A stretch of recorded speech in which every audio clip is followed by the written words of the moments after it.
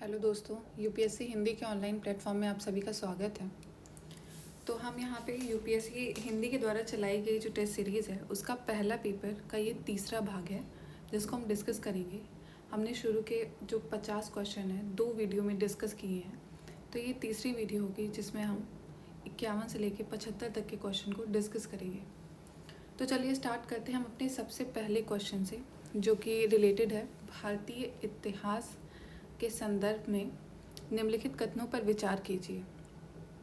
तो इसका पहला जो कथन है, डच लोगों ने पूर्वी क्षेत्रों में गजपति शासकों द्वारा प्रदान की गई जमीन पर अपनी फैक्ट्रियां गोदाम स्थापित किए। और दूसरा क्वेश्चन है, अल्फांसो डी अल्बुकर्क ने बीजापुर सल्तनत से गोवा को छीन लिया था। और तीसरा स्टेटमेंट है, अंग्रेजी ईस्ट इंडिया कंपनी ने मद्रास में विजयनगर साम्राज्य के एक प्रतिनिधि से पट्टे पर ली गई जमीन के एक प्लॉट पर फैक्ट्री स्थापित की गई थी। ठीक है, तो इसका जो हम दूसरा स्टेटमेंट है वो तो बिल्कुल सही है कि ये जो अल्बुकर्क थे ये 1510 में आए थे गोवा में, सिर्फ 1000 सोल्जर के साथ आए थे। और जो उस वक्त बीजापुर के रूलर थे वो उनके स्टेट में कुछ सिविल रिबेलियन चल रहा था, उन्हीं के गृह युद्ध टाइप चल रहा था, तो उसकी वजह से वो उसमें बिजी थे। तो इस चीज़ का फ़ायदा उठा के इन्होंने ये पोर्तुगीज़ जो आए थे अल्बुकर्क, इन्होंने उसका फ़ायदा उठा के उस रिबेलियन का कि वो उसमें बिजी हैं, तो इसको गोवा को छीन लिया था बीजापुर सल्तनत से। तो सेकेंड स्टेटमेंट तो सही है। ठीक है, जो पहला स्टेटमेंट है जो कि बात करता है ये डच फैक्ट्री जो है इस्टेब्लिश की गई थी on the land provided by Gajapati ruler, नहीं, ये स्टेटमेंट गलत है। फिर उसके बाद तीसरा स्टेटमेंट पढ़ते हैं जो कि इंग्लिश ईस्ट इंडिया कंपनी से रिलेटेड है। English East India Company established a factory in Madras on a plot land leased from a representative of the Vijayanagar empire. तो ये स्टेटमेंट बिल्कुल सही है। ये जो ब्रिटिश ईस्ट इंडिया कंपनी आई थी ये 1611 में आई थी, तो इसने पहली फैक्ट्री जो है मछलीपट्टनम में इस्टेब्लिश की थी। फिर उसके बाद इन्होंने एक ये विजयनगर एम्पायर ने फिर उसके बाद अपनी जो कैपिटल थी इन्होंने शिफ्ट कर ली थी मद्रास में, जो कि विजयनगर एम्पायर के जो रिप्रेजेंटेटिव थे उन्होंने इनको लीज पे दी थी। तो इसका आंसर हो जाएगा 2 and 3। तो हमारा इसका आंसर 51 का आंसर बी है। तो चलिए हम अपने नेक्स्ट क्वेश्चन पे आते हैं जो कि रिलेटेड है, एक आईएएस अधिकारी के इस्तीफे के संदर्भ में निम्नलिखित कथनों पर विचार कीजिए। तो पहला कथन है, कार्मिक और प्रशिक्षण विभाग आईएएस के लिए संवर्ग नियंत्रण विभाग है। ठीक है, तो इसका ये है कि डीओपीटी जो department of personal and training है, ये जो है is the cadre controlling department for the IAS. ठीक है, तो ये जो है कैडर को कैडर कंट्रोल करता है, आईएएस को कौन सा कैडर मिलेगा, तो ये डीओपीटी के द्वारा ही ये चीज़ वो की जाती है, डिसाइड की जाती है। तो ये इसका जो पहला स्टेटमेंट है तो ये तो सही है। फिर उसके बाद दूसरा स्टेटमेंट है, ये जो बोल रहा है कि officer serving in cadre state has to submit his resignation to chief secretary of the state. ठीक है, तो ये जो स्टेट के जो कैडर में काम कर रहे हैं जो भी ऑफिसर, तो वो अपना रेजिग्नेशन चीफ सेक्रेटरी जो होता है स्टेट का उसको देते हैं। तो ये भी स्टेटमेंट सही है, तो इसके दोनों स्टेटमेंट सही हो जाएंगे।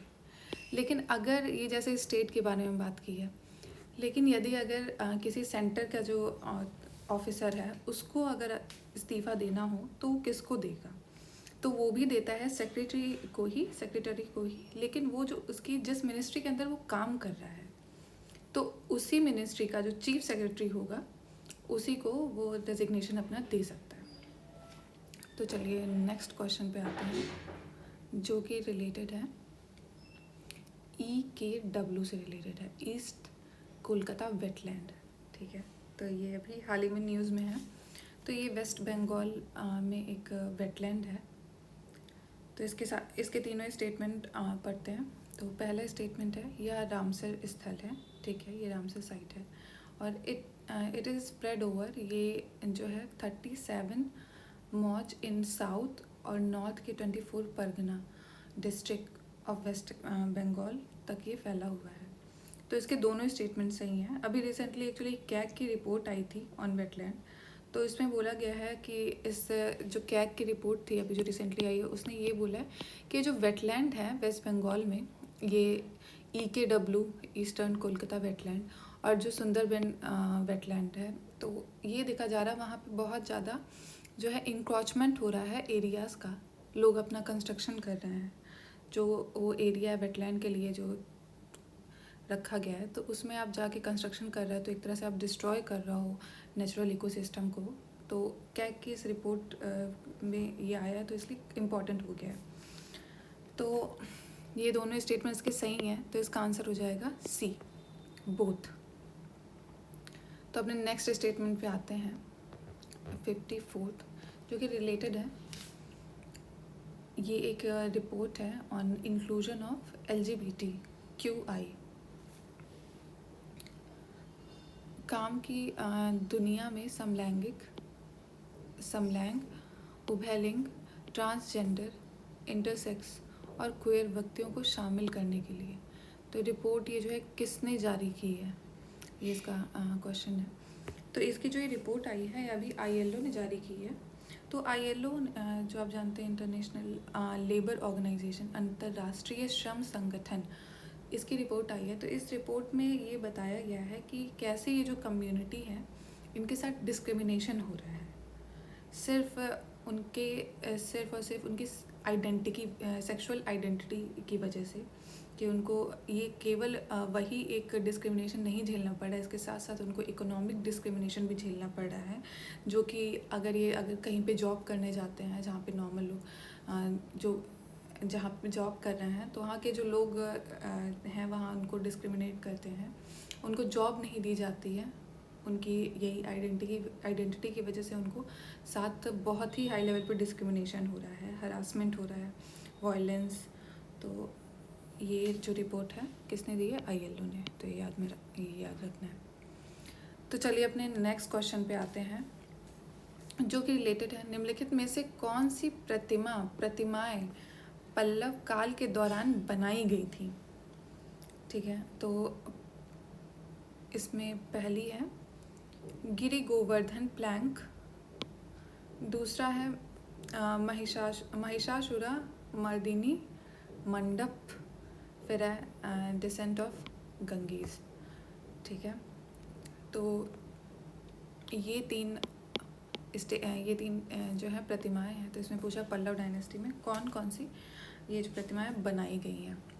तो इसका आंसर जो है ये बिल्कुल करेक्ट है कि तीनों जो हैं वो पल्लव डायनेस्टी के द्वारा ही बनवाई गई थी। तो इसका आंसर हो जाएगा 1, 2, 3 D, इसका आंसर हो जाएगा ये। अब नेक्स्ट अपने क्वेश्चन पे आते हैं। तमिल भक्ति आंदोलन के दौरान रचित साहित्य के संदर्भ में तिरुमुरई शब्द का अर्थ है। ओके, तो ये जो तिरुमुरई वर्ड है, ये तमिल भक्ति मूवमेंट जो रहा है, बहुत ही आपके एंशंट में बहुत ही इम्पोर्टेंट टॉपिक है। तो देखिए ये जो तमिल किंगडम था, तमिल किंगडम में साउथ में, यहाँ पे जो जो भक्ति मूवमेंट चल रहा था, तो पहले ये साउथ में आया था। तो जो साउथ में जो ये तमिल मूवमेंट था, तमिल किंगडम में जो चल रहा था मूवमेंट, तो इसमें 2 टाइप्स थे, एक था नारायणा, एक था अलवर। तो जो नारायणा थे वो जो है शिवा के जो डिवोटी थे, और अलवर्स थे विष्णु के डिवोटी। ठीक है, और ये 6th सेंचुरी से 19th सेंचुरी के बीच में ये जो है मूवमेंट ये दिखाई दिया है। तो इसका जो तिरुमुरई शब्द है, तिरुमुरई शब्द ये जो है रिलेटेड है कि शिवा से रिलेटेड जो सॉन्ग्स और हाइम्स जो शिव जी की पूजा में जो किए जाते थे, उनका कलेक्शन है तिरुमुरई। ठीक है, और ये जो वर्क इस वक्त जो किया गया था वो मेनली तमिल लैंग्वेज में ही है। तो ये तिरुमुरई जो है ये पार्ट है, ये जो शैवाइट जो शिव जी के जो भक्त थे, वो जो सेंट जो उससे रिलेटेड थे, उन्होंने करीब 12 वॉल्यूम में ये तिरुमुरई को बनाया है, जिसमें जितनी भी लॉर्ड शिवा की प्रेज़ के लिए जो भी हाइम्स हैं, जो भी गीत हैं, वो सारे इसी में हैं, तिरुमुरई में हैं। करीब 12 वॉल्यूम है इसके, जो कि 12th सेंचुरी के स्टार्टिंग में इसको बनाया गया था। इसको एक तरह से कंसीडर किया जाता है कि ये 5th वेदा है। तो इसको जो तिरुमुरई था, इसमें जो कंट्रीब्यूशन रहा है, जैसे आपने बहुत फेमस नाम सुना होगा, नम्बी आंदर नाम्बी, ये एक सेंट रहे हैं जिन्होंने बहुत ह्यूज कंट्रीब्यूशन दिया है, और इन्होंने फर्स्ट 7 वॉल्यूम जो थे इसके तिरुमुरई के, उसको इन्होंने ही बनाए हैं। तो चलिए अपने नेक्स्ट क्वेश्चन पे आते हैं।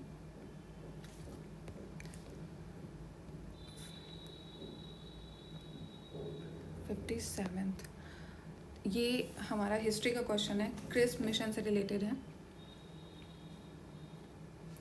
1942 का ये जो क्रिस्प मिशन था, तो इसमें इससे रिलेटेड जो स्टेटमेंट है, पहला है कि इसने प्रपोज़ किया था कि जो कॉन्स्टिट्यूशन मेकिंग असेंबली है, जो हमारा संविधान बनाएगी जो असेंबली, वो इलेक्ट होगी system of proportional representation by member of lower house of the provincial legislature.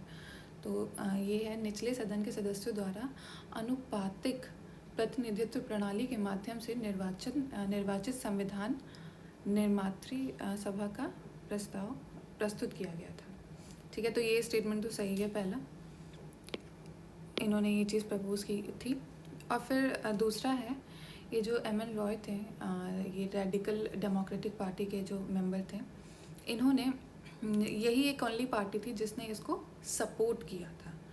ठीक है, तो ये स्टेटमेंट भी बिल्कुल सही है। तो ये जो क्रिस्प मिशन आया था 1942 में, हम लोग जानते हैं, तो इसमें ये हुआ था इसके आने पे ये हुआ था कि जो हम लोग, ये जो कांग्रेस था, कांग्रेस ने इसको, और मुस्लिम जितनी भी पार्टी थी, सब ने रिजेक्ट कर दिया था। किस बेसिस पे किया था? जैसे कांग्रेस ने रिजेक्ट किया था क्योंकि इसमें मेंशन था कि वो डोमिनियन स्टेटस देंगे हम लोगों को, जो कि कहा जा चुका था, मतलब पहले ही कि डोमिनियन स्टेटस नहीं चाहिए, हम लोग को पूर्ण स्वराज चाहिए।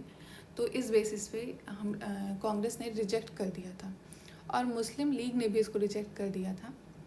क्योंकि मुस्लिम लीग ने इसलिए रिजेक्ट किया था क्योंकि उनके पास कोई भी अश्योरेंस उनको नहीं दिया गया था कि उनको पाकिस्तान चाहिए था, एक सेपरेट स्टेट चाहिए था।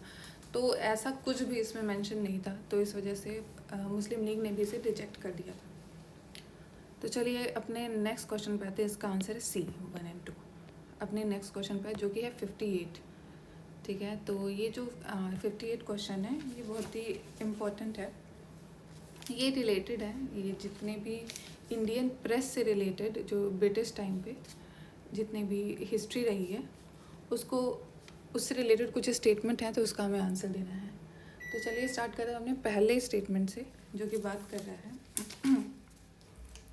लॉर्ड वेलेस्ली ने प्रेस अधिनियम 1799 की सेंसरशिप का उपयोग करते हुए सभी भाषाओं के समाचार पत्रों पर सेंसरशिप लागू की। ठीक है, तो ये इसका जो पहला स्टेटमेंट है, जो कि लॉर्ड वेलेस्ली ने 1799 में जो किया था। तो पहला स्टेटमेंट इसका राइट है।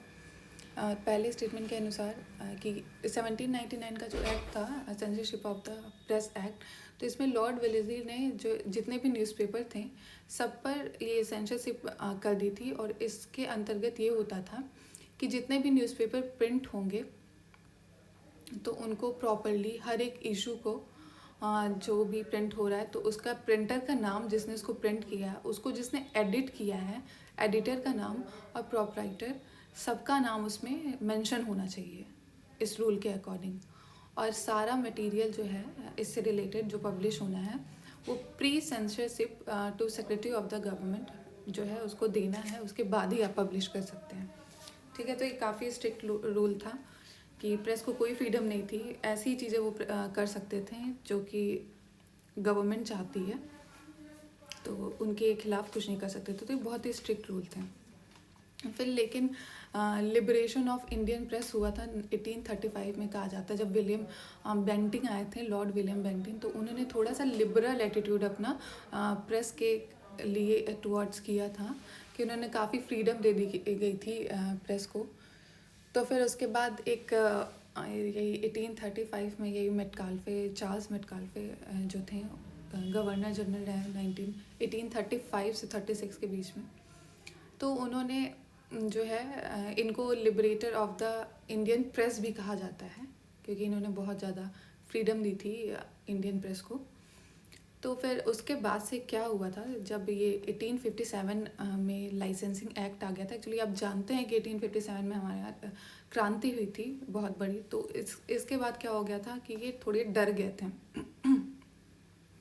अंग्रेज जो हैं थोड़े से डर गए थे कि हम लोग को बहुत ज़्यादा फ्रीडम मिल गई है इंडियंस को, तो वो और ज़्यादा रिवोल्यूशनरी एक्टिविटी ना हो, तो उन्होंने प्रेस को कंट्रोल करना स्टार्ट कर दिया था। तो पहले की तरह जैसे जो रिस्ट्रिक्शन थी वो फिर से इंट्रोड्यूस कर दी गई थी। जो ये पहला जो एक्ट है, इसमें जो रिस्ट्रिक्शन थी वो सारी रिस्ट्रिक्शन इंक्लूड कर दी गई, और बीच में जो मेटकाल्फे एक्ट के थ्रू जो थोड़ी बहुत थी उनको भी रखा गया, और साथ में और ज़्यादा तो और रिस्ट्रिक्ट हो गया था।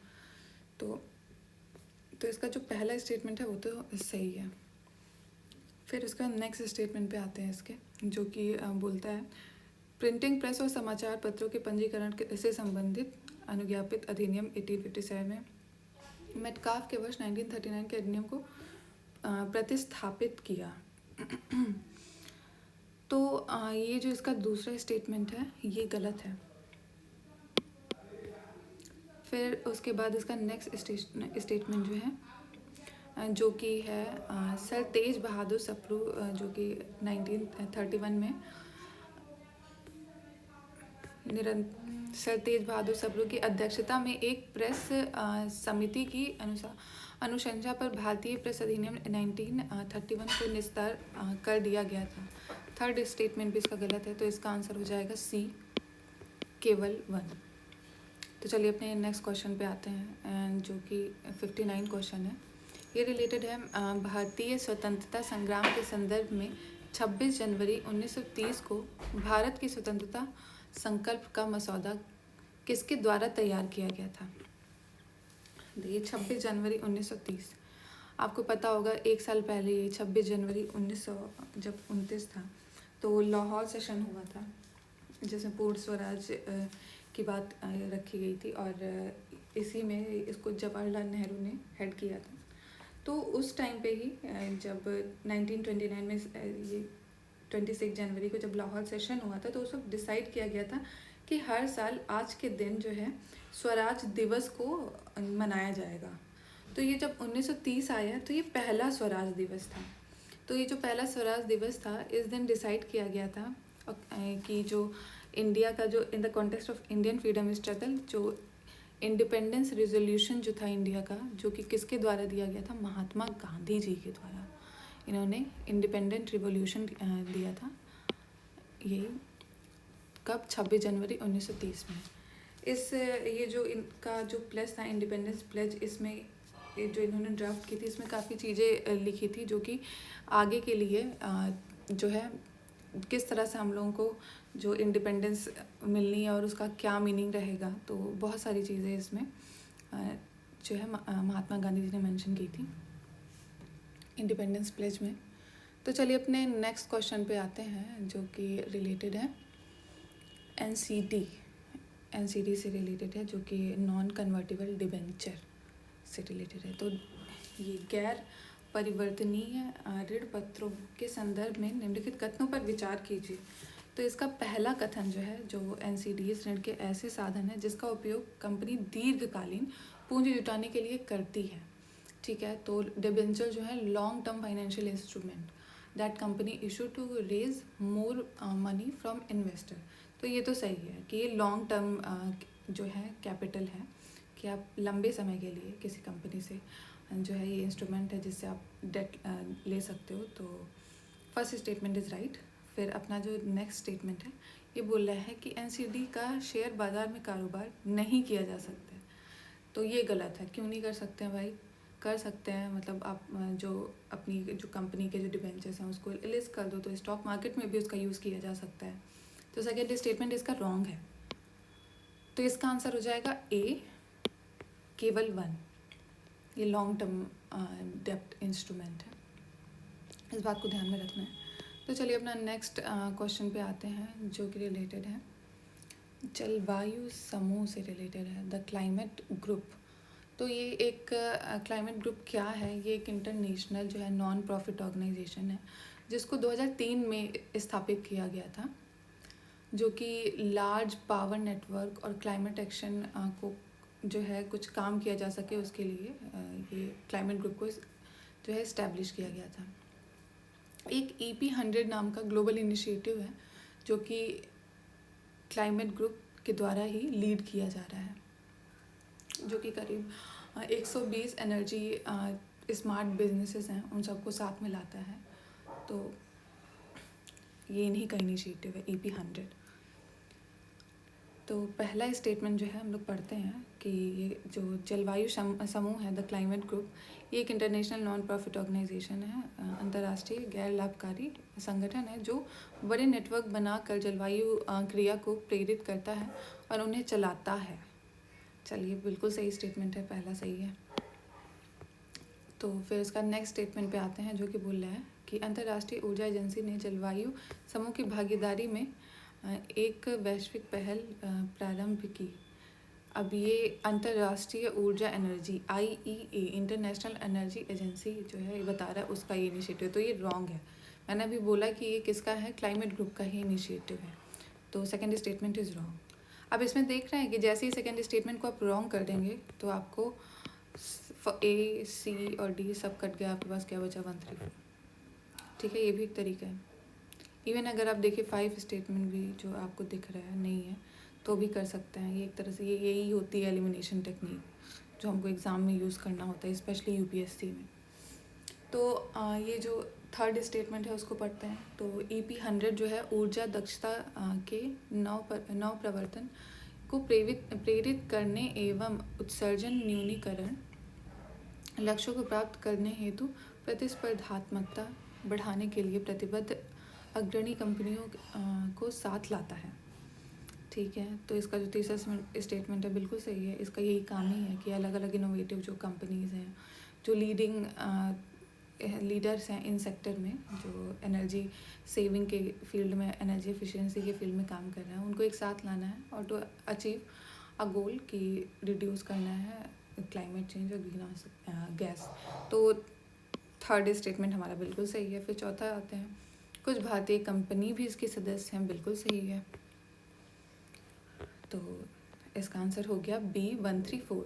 अब चलिए नेक्स्ट उस पर आते हैं। तो ये है प्रोजेक्ट वसुंधरा किस स्थान की कॉरपोरेट सामाजिक जिम्मेदारी CSR कॉरपोरेट सोशल रिस्पॉन्सिबिलिटी की पहल है। तो ये जो CSR है, मेरे को लगता है आप जानते होंगे CSR क्या होता है, कि हर एक कंपनी, कोई भी जो कंपनी है जो काम कर रही है अलग अलग किसी भी फील्ड में, तो कुछ ना कुछ वो इन्वायरमेंटल डैमेज कर ही रही होती है। ये तो हम जानते हैं, कोई भी फैक्ट्री है, कोई भी किसी भी चीज़ की जो फैक्ट्रीज हैं वो जब काम करती हैं तो कुछ ना कुछ इन्वायरमेंटल डैमेज वो करती हैं। तो ये है एक ये एक्ट है CSR जो है ये गवर्न किया जाता है, ये कंपनी एक्ट 2013 के अंतर्गत आता है, उसका क्लॉज 135 है। तो इसके अकॉर्डिंग, इस एक्ट के अकॉर्डिंग एक्ट इनकरेज करता है कंपनी को कि अपना जितना उनका प्रॉफिट हुआ है लास्ट के 3 साल में, जो एवरेज उनका नेट प्रॉफिट है उसका कम से कम 2% उनको जो है यूज़ करना है CSR को अचीव करने में। ठीक है, तो ये जो कॉर्पोरेट सोशल रिस्पॉन्सिबिलिटी है, तो एक तरह से अभी ये जो ऑयल इंडिया लिमिटेड कंपनी है, तो इसने अभी प्रोजेक्ट वसुंधरा जो है असम, यहाँ ऑयल इंडिया जो है ये असम में डिगबोई रीजन है जहाँ पे ये काम करती है। तो इसमें डिगबोई फॉरेस्ट डिवीज़न जो है असम का फॉरेस्ट डिपार्टमेंट के अंदर आता है। तो उसमें इन्होंने ये जो प्रोजेक्ट वसुंधरा है, तो कॉर्पोरेट सोशल रिस्पॉन्सिबिलिटी के अंदर ये स्पेंड करेंगे उस एरिया में जो इन्वायरमेंटल डैमेज हुआ है उसको और अच्छे से और जो है उसको ओवरकम करने के लिए कार्बन सिक्विस्ट्रेशन और रिस्टोर करेंगे जो डिग्रेडेड लैंड है उस रीजन में। कौन सा ये रीजन है? ये असम का डिगबोई फॉरेस्ट डिवीज़न है। तो किसके द्वारा किया गया? OIL oil India limited. तो अपने नेक्स्ट क्वेश्चन पे आते हैं, जो कि 63rd क्वेश्चन है, UNGA से रिलेटेड है। तो UNGA ने निम्नलिखित में से किस वर्ष को अंतर्राष्ट्रीय बाजरा मिलेट वर्ष घोषित किया है? तो ये हम जानते हैं, बहुत न्यूज़ में रहा है ये पिछले साल। तो 2023 को इंटरनेशनल मिलेट ईयर जो है घोषित किया गया है, UNGA ने किया है। ऐसा क्यों किया है? To promote millet production and consumption. तो मिलेट का क्या सीन है कि ये मिलेट जो है, अगर हम लोग जैसे आजकल इंडिया में देख रहे हैं, जो क्रॉप्स हैं जैसे कि राइस है, वीट है, ये सब राइस है बेसिकली, ये बहुत ही वाटर इंटेंसिव क्रॉप है कि हम कहीं पे अगर ये कहा जाता है कि if we are exporting rice then we are exporting our water, क्योंकि बहुत ही ज़्यादा पानी का यूज़ होता है। ऐसी राइस में बहुत ज़्यादा पानी का यूज़ होता है और बहुत सारी जो है फर्टिलाइज़र एवरीथिंग उसमें यूज़ होती हैं। तो एक तरह से बहुत ही एफिशिएंट नहीं होता है हमारे इन्वायरमेंट के लिए। तो ये जैसे मिलेट है, ये मिलेट क्रॉप जो होती हैं, इनकी न्यूट्रिशनल कैपेसिटी बहुत ज़्यादा होती है इन कंपैरिजन टू बाकी ये जो रेगुलर क्रॉप जो हम लोग खाते हैं, ये वीट है और जो राइस है, तो उसे बहुत ही ज़्यादा लेवल पे मिलेट की जो है न्यूट्रिशनल पावर होती है। और ये जो है जैसे इन्वायरमेंटल कंडीशन, जैसे राइस के लिए बहुत ज़्यादा पानी चाहिए होता है, लेकिन मिलेट अगर हम उसी जगह पे ग्रो करेंगे तो इसके लिए बहुत कम पानी चाहिए होता है और ये बहुत ही ज़्यादा हीट टॉलरेंट होता है कि अगर कहीं किसी रीजन में जो है पानी की कमी है या जहाँ पे बहुत ज़्यादा सनलाइट आती है, तो ऐसे रीजन में नॉर्मली क्रॉप्स नहीं ग्रो कर पाती हैं। बट ये बाजरा जो है इसको ग्रो किया जा सकता है, मिलेट्स को ग्रो किया जा सकता है। तो बहुत सारे फ़ायदे हैं इसको ग्रो करने के। तो एक तरह से अवेयरनेस फैलाने के लिए UNGA ने 2023 को इंटरनेशनल ईयर ऑफ मिलेट जो है घोषित किया है, तो ताकि हम अवेयर हों मिलेट की जो इम्पोर्टेंस है। ये ना ही सिर्फ एक न्यूट्रिशन बेसिस पे ही नहीं, बल्कि ये इन्वायरमेंटल और बहुत सारी चीज़ों में जो है, अगर आप ये कहा जाता है कि अगर आप मिलेट को रेगुलरली यूज़ करते हैं तो आपके जो नॉर्मली आप इंडिया में देख रहे हैं हार्ट से रिलेटेड प्रॉब्लम और कोलेस्ट्रॉल रिलेटेड प्रॉब्लम, ये सब चीज़ें बहुत ही ज़्यादा बढ़ रही हैं। But if you are taking such kind of crop, तो ये होगा हमारी जो हेल्थ है उस पर भी बहुत अच्छा असर आएगा। तो बहुत सारे इसके मल्टी डायमेंशनल जो है प्रॉपर्टीज़ हैं, तो हमें जाननी चाहिए। तो अपने नेक्स्ट क्वेश्चन पे आते हैं, जो है 64th। तो अपना नेक्स्ट क्वेश्चन है, ये रिलेटेड है गोल्ड से रिलेटेड। भारत के एक पण्य वस्तु के रूप में स्वर्ण के संदर्भ में निम्नलिखित कथनों पर विचार कीजिए। ठीक है, तो 64th क्वेश्चन है गोल्ड से रिलेटेड। भारत विश्व के स्वर्ण का दूसरा सबसे बड़ा आयातक है। तो मतलब सेकंड नंबर पे इम्पोर्टर बोला जा रहा है इसको। तो ये तो गलत है, क्योंकि जो इंडिया है वो सेकंड नंबर पे इम्पोर्टर नहीं है, बल्कि अराउंड 5th पे आता है। तो फर्स्ट स्टेटमेंट इज़ रॉन्ग। फिर नेक्स्ट स्टेटमेंट पे आते हैं। तो ये बोल रहा है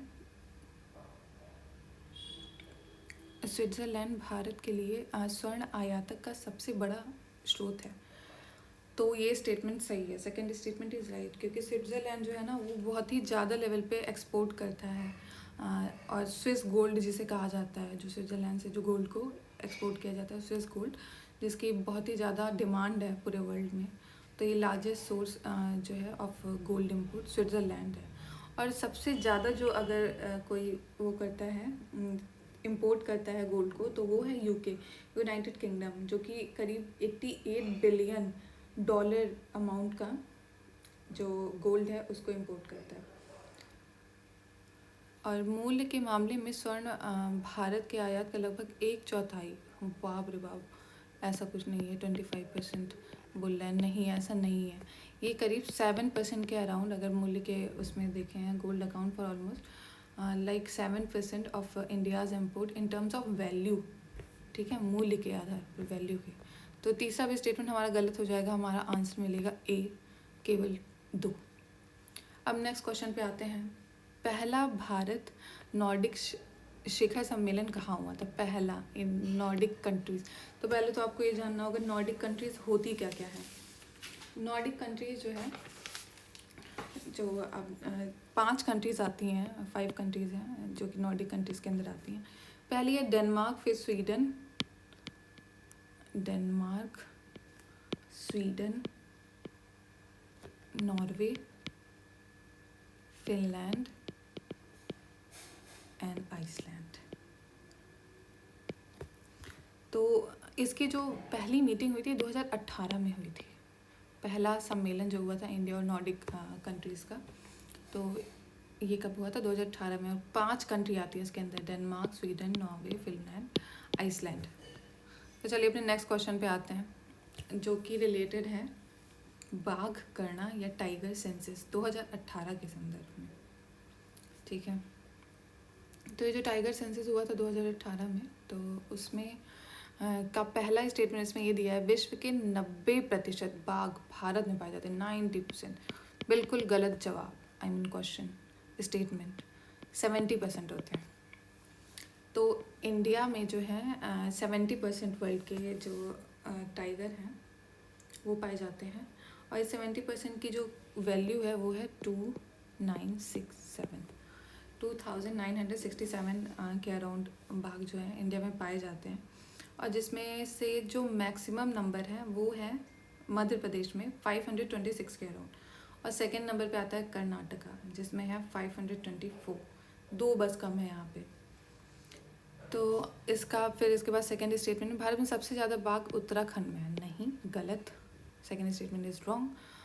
नागरहोल टाइगर रिजर्व में बाघों का घनत्व विश्व में सर्वाधिक है, विश्व में सर्वाधिक, बिल्कुल गलत है। इसका सही आंसर है कॉर्बेट टाइगर रिजर्व जो है उत्तराखंड का, उसमें हाईएस्ट टाइगर डेंसिटी है वर्ल्ड में।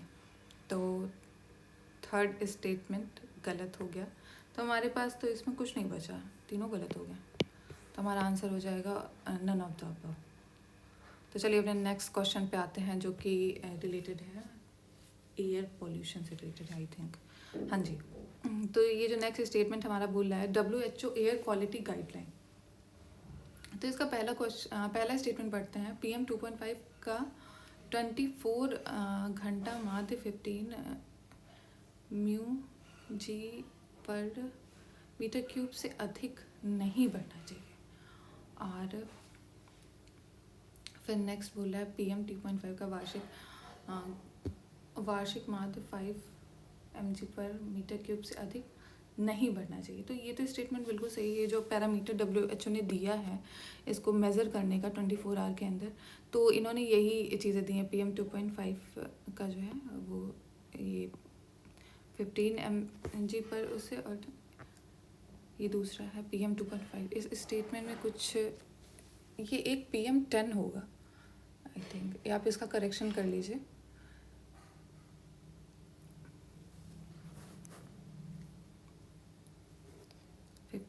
वार्षिक माध्य से अधिक नहीं होना चाहिए, आई थिंक ये है PM 10, और दूसरा है PM 2.5। तो चलिए नेक्स्ट स्टेटमेंट इसका पढ़ते हैं, जो कि दिया हुआ है, किसी वर्ष में ओजोन प्रदूषण के उच्चतम स्तर प्रतिकूल मौसम के दौरान होता है। देखिए, ओजोन पॉल्यूशन जो होता है, एक तो हम जानते हैं स्ट्रेटोस्फेयर में जो ओजोन है जिसको हम लोग बचाने के लिए बहुत साल से लगे हुए थे, मॉन्ट्रियल प्रोटोकॉल, वियना जो कन्वेंशन था, ये सब उसी से रिलेटेड थे। तो अभी हमने बचा लिया है उसको, तो वो तो है। लेकिन एक दिक्कत हो गई है, यहाँ नीचे ग्राउंड लेवल पे भी ऑक्सीजन होती है। वो ऑक्सीजन नहीं, सॉरी, ओजोन होती है। वो क्यों होती है? एक्चुअली क्या होता है, ये जो हम लोग का जो स्मॉग कहते हैं, जो कि पोल्यूशन जो बहुत हाई लेवल पे चलता रहता है हमारे आसपास, जो वेहिकुलर पोल्यूशन है, वो उसको जब बहुत ही हाई लेवल पे सन रेज मिल जाती हैं, तो वो क्या करते हैं, ओजोन जो है बनाता है। तो इस रिएक्शन में एक केमिकल रिएक्शन होता है जिसके थ्रू ओजोन का फॉर्मेशन होता है।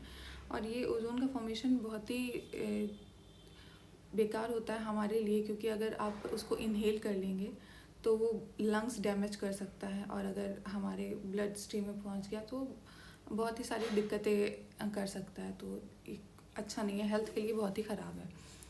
तो किसी वर्ष में ओजोन का प्रतिकूल मौसम के दौरान होता है, नहीं प्रतिकूल मौसम नहीं, मतलब ये होता है भाई नॉर्मल, जब सन होता है, सनराइज बहुत मतलब सनशाइन बहुत ज़्यादा होता है, तो गर्मी में मेनली ओजोन का फॉर्मेशन होता है।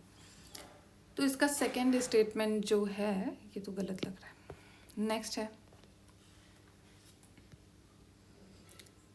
नेक्स्ट स्टेटमेंट है PM10 फेफड़े के अवरोध का वेधन कर रक्त प्रवाह में प्रवेश कर जाता है। नहीं, ऐसा नहीं है। देखो, रक्त प्रवाह तक तो नहीं कर पाता है क्योंकि PM10 है, ये थोड़ा सा इसका साइज बड़ा होता है इन कंपैरिजन टू PM2.5।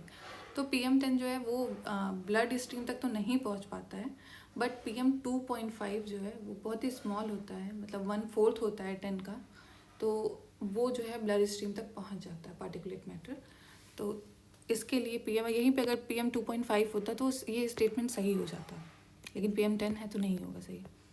तो वायु में अधिकतम ओजोन दमा को उत्पन्न कर सकती है, तो स्टेटमेंट बिल्कुल सही है। तो इसका आंसर हो जाएगा 1 और 4 बी, 67 का बी। नेक्स्ट स्टेटमेंट है नेक्स्ट क्वेश्चन है 68 से रिलेटेड। 68 से रिलेटेड क्या होता है? तो गोल्ड एंड न्यू, ओके, ये गोल्ड स्वर्ण नवीन न्यू ये नाम है, are agriculture crop varieties which have been developed by gene editing technology to produce which of the following. Okay, तो इसमें तो यही है कि आपको अगर पता है, आपने सुना है, न्यूज़ में कुछ पढ़ा है, तभी आप बता सकते हो। ये वैसा क्वेश्चन नहीं है कि आपको दिमाग लगाना है, तो ये रट्टू वाला ही क्वेश्चन है। तो इसका सही आंसर है चावल का सूखा। ये क्या सूखा सहिष्णु किस्में जो कि टॉलरेंट क्या है, ड्रॉट टॉलरेंट वैरायटी है राइस की। तो स्टेटमेंट 1 इज करेक्ट। चलिए नेक्स्ट क्वेश्चन पे आते हैं जो 69 है। जलवायु परिवर्तन का संयुक्त राष्ट्र फ्रेमवर्क कन्वेंशन UNFCCC के परिचालन तंत्र के संदर्भ में निम्नलिखित कथनों पर विचार कीजिए। तो इसका पहला स्टेटमेंट है UNFCCC के निर्णय लेने वाला सर्वोच्च निकाय पक्षकारों का सम्मेलन COP है। तो पहला स्टेटमेंट तो सही है। जितने भी जो डिसीजन होते हैं UNFCCC के आप सुनते होंगे, अभी COP21 हुई थी जो 2015 में हुई थी पेरिस क्लाइमेट से रिलेटेड। तो अभी रिसेंटली भी जो अभी हुई थी COP UNFCCC की, तो मतलब ये जो COP जितने भी होते हैं, COP 1, 2, 3, 4, ये जब मीटिंग होती है तो उसी में जो डिसीजन लेने होते हैं बड़े बड़े, तो यही मीटिंग के थ्रू होते हैं, जिसको COP बोलते हैं, कॉन्फ्रेंस ऑफ पार्टीज़। ठीक है। नेक्स्ट इसका स्टेटमेंट है क्योटो प्रोटोकॉल के पक्षकारों की बैठक के रूप में कार्य करने वाला पक्षकारों का सम्मेलन CMP, conference of party CMP, I think ये COP ही है। पेरिस समझौते के कार्यान्वयन का निरीक्षण करता है। ओके, तो ये दूसरा स्टेटमेंट जो है 69 का, ये स्टेटमेंट गलत है। ये जो है acting as a meeting place of parties to Kyoto Protocol oversee the implementation Paris agreement, wrong, this is definitely wrong. Statement 1 इसका करेक्ट है। नेक्स्ट क्वेश्चन पे आते हैं जो कि 70th क्वेश्चन है। तो ये रिलेटेड है नगर वन स्कीम से रिलेटेड है। नगर वन उद्यम योजना, जिसे नगर वन योजना भी कहते हैं। तो इसका पहला स्टेटमेंट है कि इसका जो एम है कि इस योजना में आगामी 10 वर्षों में देश भर में 100 नगरीय शहरों के में वन विकसित करने की परिकल्पना की गई है। नहीं, ये स्टेटमेंट देखिए गलत है। इसमें 100 की बात नहीं हुई है, इसमें 200 की बात हुई है। मतलब 200 नगर वन जो है उनको स्थापित करना है, 200 के अराउंड जो है इसकी क्वांटिटी है। तो इसका पहला स्टेटमेंट जो है वो गलत हो जाता है। फिर अपने नेक्स्ट स्टेटमेंट पे आते हैं। नेक्स्ट स्टेटमेंट इसका क्या बोल रहे हैं, यह योजना के तहत स्थापित वनों के संरक्षण और अनुरक्षण केंद्र सरकार द्वारा किए जाते हैं। ओके, तो इसका सेकेंड स्टेटमेंट, फिर इसका थर्ड स्टेटमेंट हम लोग पढ़ते हैं जो कि बता रहा है ये scheme envisages developing forest through the participation of local community and educational institution. ठीक, ये तो बिल्कुल सही है क्योंकि ये जो स्कीम है इसमें लोकल लोगों का पार्टिसिपेशन बहुत ज़रूरी है, और एजुकेशनल इंस्टीट्यूशन जैसे स्कूल में बच्चे हैं उन लोगों को सिखाया जाएगा कि कैसे कंट्रीब्यूट करना है इसको डेवलप करने में। तो थर्ड स्टेटमेंट इज़ राइट। लेकिन जो सेकंड बोल रहा है the under the scheme will protect and maintain by central government, नहीं, ऐसा नहीं है। इसको जो है फॉरेस्ट को जब एक बार इस्टेब्लिश हो जाएगा तो इसको मेंटेन करने की सारी जिम्मेदारी ना स्टेट गवर्नमेंट को दी गई है, ठीक है। और पहला स्टेटमेंट था कि अभी जो है 20 अर्बन सिटीज़ को कंट्री में बनाना है और 5 साल का टाइम है, इसमें क्या 10 साल लिखा हुआ था, हाँ, तो ये रॉन्ग है। तो फर्स्ट सेकेंड स्टेटमेंट तो गलत हो गया, तो इसका जो सही स्टेटमेंट है सी है, थर्ड। तो चलिए अपने नेक्स्ट क्वेश्चन पे आते हैं, जो कि एरोसॉल रेडिएटिव फोर्सिंग ARF से रिलेटेड है। एरोसॉल रेडिएटिव फोर्सिंग को सर्वोत्तम रूप से परिभाषित कीजिए। तो इसको जो है ये देखिए क्या होता है, जब भी एनवायरनमेंट में हमारे पास जो वो आती है एनर्जी आती है, किससे आती है, सन से आती है। तो क्या होता है, जितनी मोस्टली ये होता है जितनी एनर्जी आती है रिफ्लेक्शन के थ्रू कुछ ज़्यादातर चली जाती है वापस जो है स्पेस में।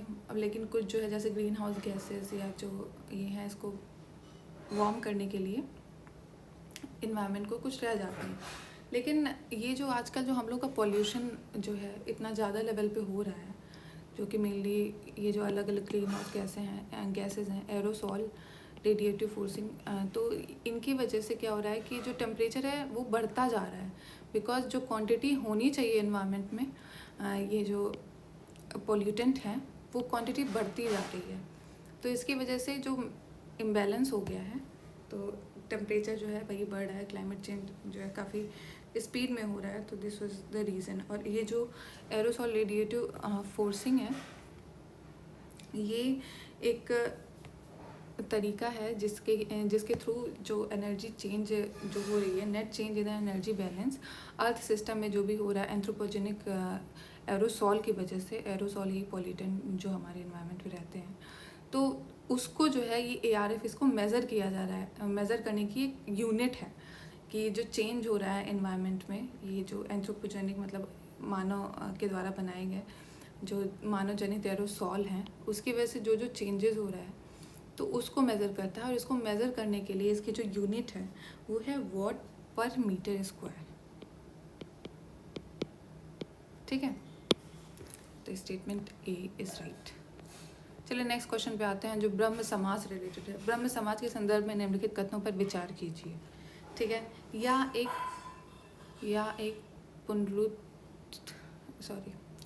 पुनरुत्थानवादी सामाजिक धार्मिक आंदोलन था जो राजा राममोहन राय द्वारा आरंभित किया गया था। देखिए ये जो है पुनरुत्थानवादी, इसका मतलब होता है रिवाइवलिस्ट।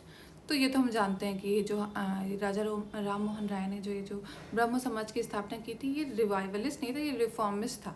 रिफॉर्मिस्ट का मतलब ये होता है कि उसमें जो किसी भी सिस्टम में कुछ अगर दिक्कतें हैं उनको सही करना, ना कि जो पुराना जो सिस्टम चला आ रहा है ट्रेडिशनली उसी को लेके आगे चलना, उसी को ढूंढना, मतलब ये होता है रिवाइवलिस्ट। रिवाइवलिस्ट में ये होता है कि जैसे पुराने ज़माने जैसे आर्य समाज जो था और भी जो पुराने जो वेदास थे उन सबों को दोबारा लाना, तो ऐसे वाले जो सोशल रिलीजियस मूवमेंट था उनको रिवाइवलिस्ट कहा जाता था। और जो रिफॉर्म जो एग्जिस्टिंग जो सिस्टम है उसी में चेंजेस लाना इज़ कॉल्ड रिफॉर्मिस्ट, ठीक है। तो इसका जो पहला स्टेटमेंट तो वो तो गलत है।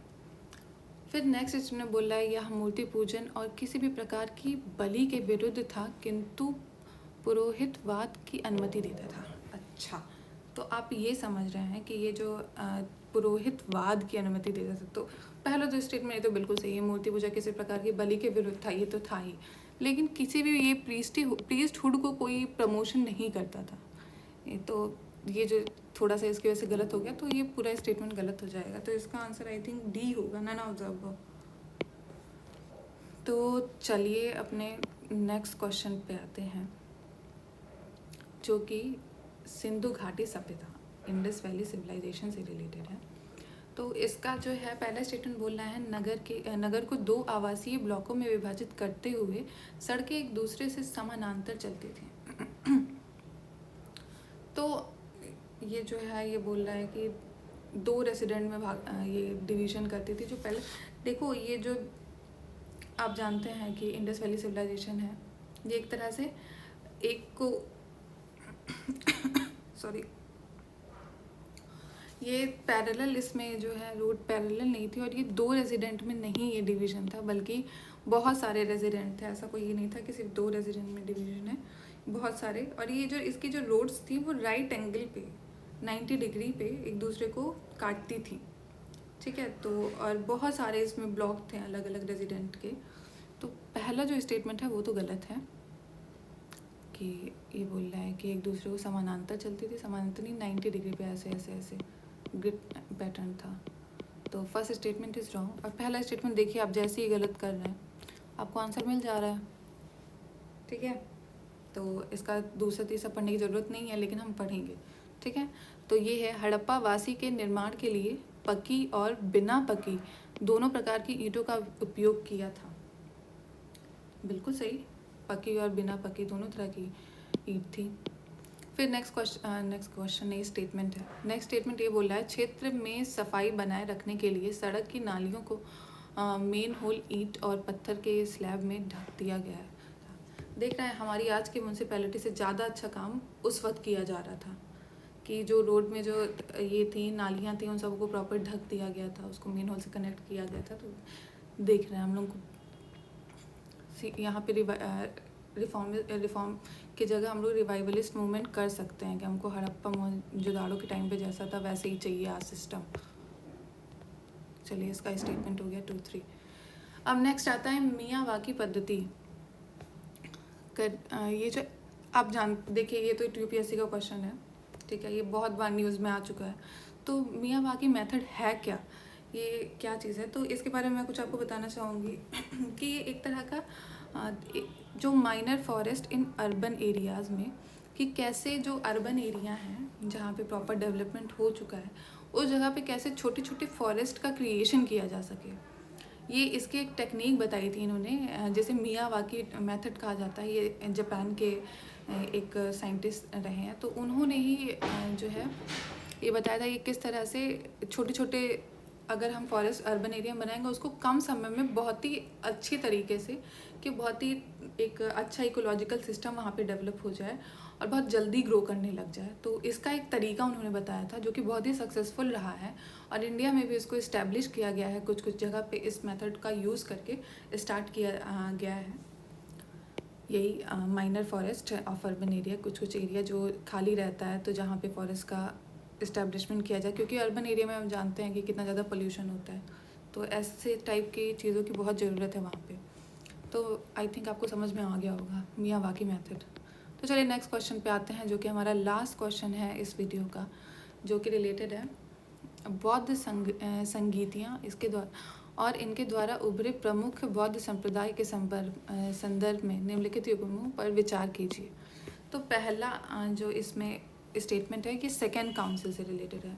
इसमें ये बोला हिनायन और महायान का डिवीज़न हुआ था, तो ये स्टेटमेंट तो गलत है। इस आई थिंक ये जो हम लोग ये सीरीज़ का जो हम डिस्कशन कर रहे हैं, हमारा पहला क्वेश्चन ही था जो सेकेंड काउंसिल से रिलेटेड था। उसमें बताया था कि ये जो सेकेंड काउंसिल थी, सेकेंड काउंसिल में 2 डिवीज़न हो गए थे बुद्धिज़्म के। एक था स्थावरविदिन, एक महासांघिका। तो ये इसमें हिनायन और महायान लिखा है, तो ये गलत है। पहला स्टेटमेंट तो इसका गलत हो जाएगा।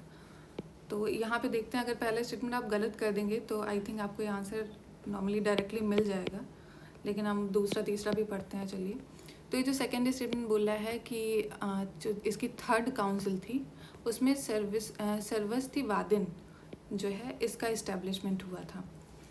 तो इसका ये जो दूसरा स्टेटमेंट है सही है।